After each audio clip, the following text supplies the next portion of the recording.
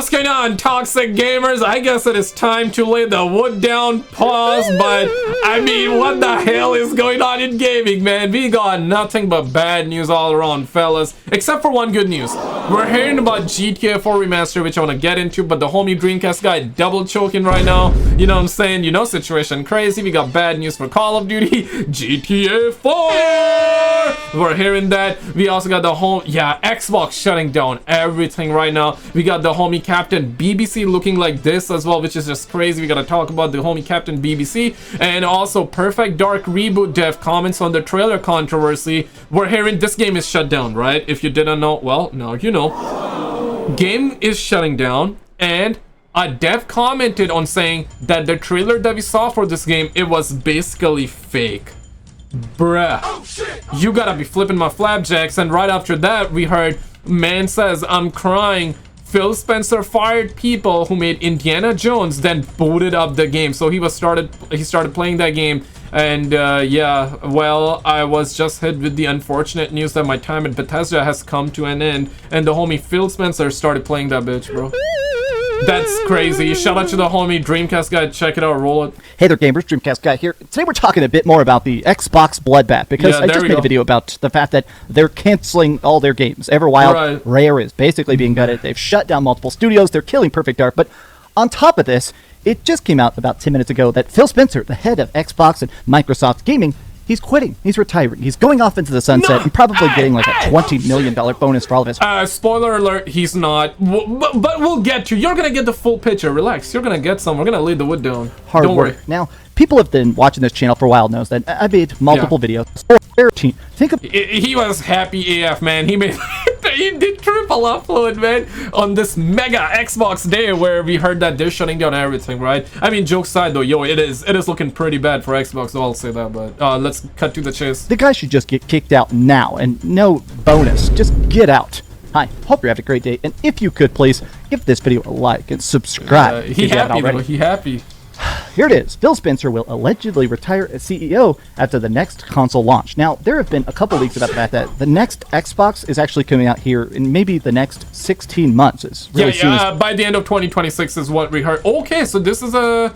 Yeah, okay, so this is a rumor, right? Now, the homie Tom Henderson, very, very credible. So I tend to believe his source a lot more than...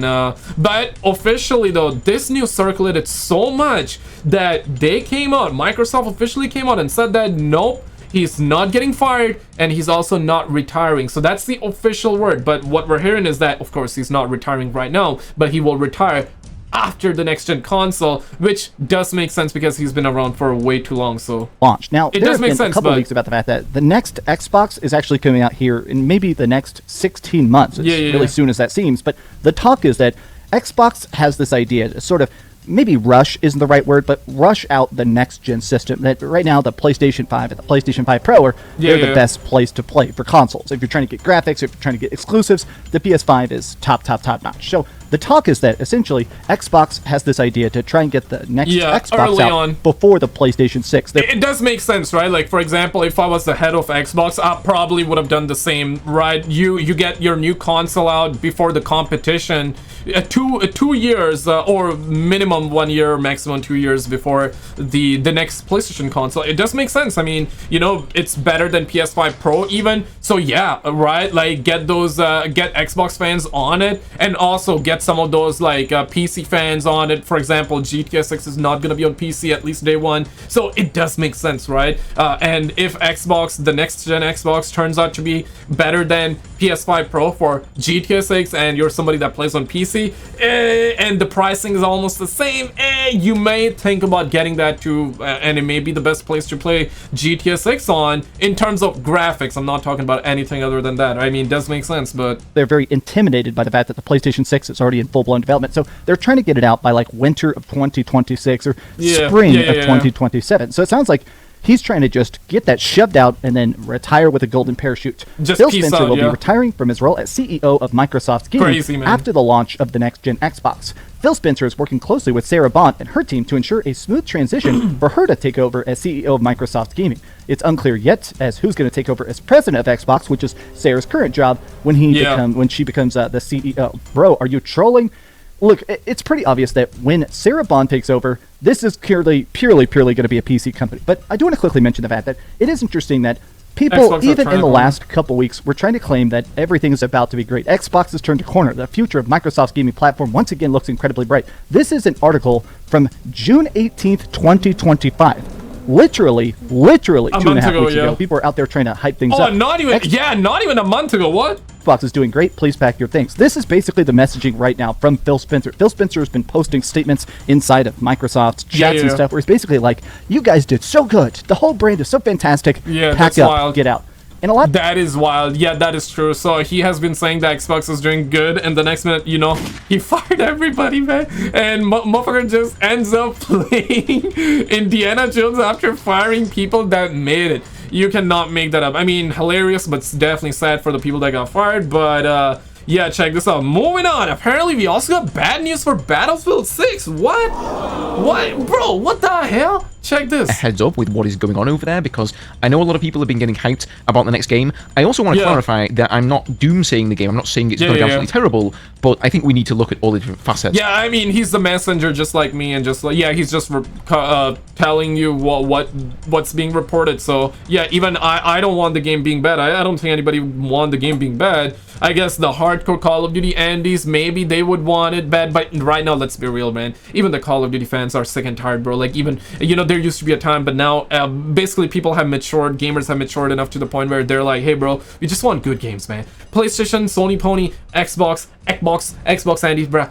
Who gives a shit, man? We just want good consoles. We just want good games, man. It just comes down to good games. Make Battlefield great. Make Call of Duty great again, right? Make gaming good. Come on now, man, right? Like, so, yeah, the fact that we're hearing that Battlefield 6 development is in trouble, shit. I mean, not surprised, but I mean, damn, bro, like, shit, this is me right now. Not shocked, but, I mean, please, for the love of God, bro. Of the development of it. So the article starts off saying, today, publisher EA is in full production on the next Battlefield title, but sources close to the project say it has faced culture clashes, ballooning budgets, and major disruptions that have left many team members fearful that parts of the game will not be finished to players' satisfaction in time for launch during EA's fiscal year. So it almost seemed too good. And they gotta release it. They need to release it. They gotta. Not even my opinion. They gotta, because of GTA 6. Earlier on, they were anticipating that GTA 6 was going to come out this year because that's what Take-Two said, right? And then they delayed it to next year. Now GTA 6 is coming out May of 2026. Can always get delayed, but they are not going to drop the game around the same time. So the max, based on what EA is saying, this game supposedly coming out early 2026. By early, not early, but by, which means that it can come out this year, or early 2026. So I would say like max March 2026. Makes sense, right? Before GTA 6, and yeah, if but they can always delay it. Don't feel like they're gonna delay, but if they delay it, then I can see this game coming out by the end of 2026. But based off of everything that's going on, I don't think they're gonna delay, right? Because next minute, GTA 6 gets delayed to by the end of 2026, and then these suckers cannot release Battlefield 6 by the end of 2026, and then they may release then they would think about releasing it early 2027. That's not happening. So yeah, let's find out, man. Good to be true, didn't it? Everything we've seen in Battlefield Labs and Battlefield 6 looks fantastic, but this has obviously been, as I've said many times, one of my major worries. It doesn't look finished, and we don't know the release date yet. We haven't even seen a reveal yet. Rumor has it it's probably going to be sometime this month, but is the game actually going to be finished whenever EA decide to release it? So we're going to dive into all of the important stuff here. As always, if you guys want to stay up to date with everything Battlefield, make sure you hit that subscribe button. I'll do my best to cover everything Battlefield related here on this channel. And as always, you don't have to like or subscribe on my channel unless you want to, but definitely hit the homie Ghost Gaming up. And real quick, before I forget, shout out to Lisa for being a member once again. Really appreciate you, Lisa, and shout out to all of you guys for being members on the channel. And also shout out to the homie, wait, one sec. Well, shout out to the homie Robbie for being a member on the channel, or I should say following on the grams. If you do have the grams, I would love to have you there. Links are always down below. First link in the description. I roll it Always, thank you guys for your ongoing support. So this article is written by Samuel Axon, and he says, I spoke with current and former EA employees who work or have recently worked directly on the game. They span multiple studios, disciplines, and seniority levels, and all agreed to talk about the project on the condition of anonymity. Asked to address the reporting in this article, EA declined to comment. So clearly, these people are not allowed to just take to Twitter or, you know, social media, the devs I mean, and say whatever they want for fear of retribution from EA, right? This could lead to them losing their jobs. And so they basically agreed to talk to this guy here as long as they can remain anonymous. So he continues saying, according to these first-hand accounts, the changes have led to extraordinary stress and long hours. Every employee I spoke to across several studios either took exhaustion leave themselves or directly knew staffers who did. Yeah, that's the thing, right? I mean, in no way, shape, or form making video games is easy. There are like hundreds, if not thousands of people working on games, especially like bigger franchises like Call of Duty and Battlefield. But as a gamer, right? And also, like, if you're a dev watching, I mean, listen, man, there's so much you can do, right? But we respect you, and we appreciate all the hours you guys pour in making projects. I'm certain, like, if you're a game dev, like, you're passionate about video games. That's why you're working. That's why you're a game dev. Now, it does not mean that your game is gonna be amazing, or people gonna like it, or people gonna love it. It does not mean any of that. But as a gamer, right, you gotta ask this question, like, back in the days, right, motherfuckers would be churning out great ass game, amazing games in 2 years time, 3 years time. Black Ops 2, arguably considered to be one of the best Call of Duty game, was made in less than 2 years. Black Ops 1 came out 2010, Black Ops 2 came out 2012. On paper, 2 years, but let's be real, half of the team, or I don't know if it was half of the team, let's just, you know, I guess that's one of the argument. The thing is that Black Ops 1 DLC came even in 2011. So it's like Black Ops 2 didn't have full 2 years of development, or not everybody was working on Black Ops 2. And that game is considered to be one of the best, right? And even at that time, it was amazing. Even looking back at it, graphically, of course, not so amazing. And that's the other thing, right? Yes, I get it. Like, graphics demands are completely different versus what they were back in 2012 or a decade ago, but still, man, like, back in the days, they would churn out games so fast, and they were amazing too. Now these things are taking so long, 5 years, right? Call of Duty, they got 3 different teams, so 3 years essentially, and Battlefield as well. I don't know what's going on. I don't know. Yeah, right. Like, how? Like, is it money? Yeah, definitely. Microtransactions is what they want us to be hooked on 24/7. Is that the only reason why games are turning out to be trash? Because they just got microtransactions in their mind, and the only thing that they want to cater or make rather is microtransactions first, and then think about the game second? Is that why games are turning out to be trash and incomplete? Because stores always work. You know, microtransactions are always there without a delay. They always work. But the games, multiplayer maps sucks. Game sucks. Games are always unfinished at launch, but the store always works. So I'm just left wondering, like, what is going on, right? Like, damn. 2 people who had worked on other AAA projects within EA or elsewhere in the industry said this project had more people burning out and needing to take leave than they'd ever seen before. So it's obvious with this Battlefield game, they're trying to go after a much larger audience here. A much larger audience. In fact, they've actually been wanting to get 100 million players. Yeah, I heard that. Which is quite an insane number. I don't believe all... That's because of Fortnite and Call of Duty. Because Warzone did 100 million plus. Right now, Warzone is not doing as amazing as it was doing once. I guess it's still doing alright, but like, but Battlefield, EA Dice, they want 100 million people. Yeah, bro, like, good luck with that, bro. Like, damn. I mean, they can definitely do it. I guess their goal is to do it with the Battlefield 6 Battle Royale, which we heard about is coming, right? So, yeah. All of the Battlefield games put together have surpassed 100 million players, so to get that from one single title is, I think, extremely ambitious of EA, but it's obvious that they're really putting everything they can into this. They're going for the throat, right? And I would always welcome ambition with open arms. I guess if they can do it, that would be amazing, and definitely they should be able to, and I hope they do it.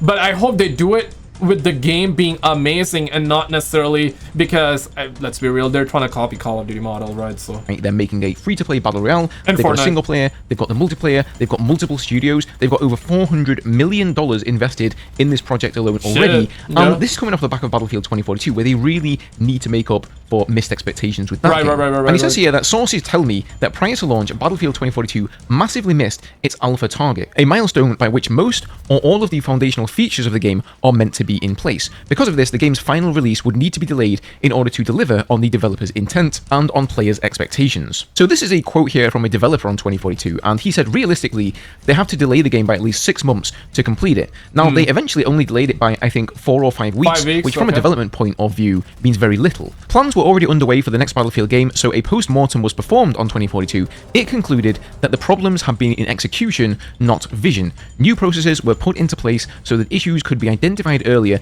Yeah, the vision has always been this, right? Yeah. And what are the odds Phil Spencer cancel Fables? Yo, if he cancel, I'm not even sure. What if he actually cancel Fable though? Yeah, okay, I haven't heard anything about Fable. If he cancels it next, wouldn't be shocked. But if he already did it, I would be kind of shocked, but actually, okay. And milestones like the alpha wouldn't be missed. And of course, to achieve these lofty goals, outside of bringing on all of these different studios, they hired Byron Bede, you know, the general manager for Battlefield, and he'd previously been general manager for Call of Duty. He also brought in Warzone, so he's almost certainly working on the Battle Royale for Battlefield 6. They also hired, of course, Marcus Leto, co-creator of Halo, as the creative chief of a newly formed Seattle studio. But he left, right? There was one dev that actually pieced out a while back, we heard. He was like very, very passionate. I mean, that's how it felt like on Twitter or X at that time. Which was called Ridgeline Games, which would lead the development of the single-player campaign, but it was ultimately shut down. And then, of course, there's Vince Zampella, who is known for creating Call of Duty all the way back in 2003. Yo, honestly, the league does make sense right now, because that is true. So Marcus Leto was leading the campaign team for Battlefield 6, and just a couple of months back, we heard, I guess a year back at this point, or some time ago, he said he's gonna be quitting, and we also heard that the campaign was, for the time, just shut down. So they're now, by the looks of it, reworking, and they don't have enough time, and they don't think it would be ready by launch. Yeah, man, I mean, it'd be what it'd be.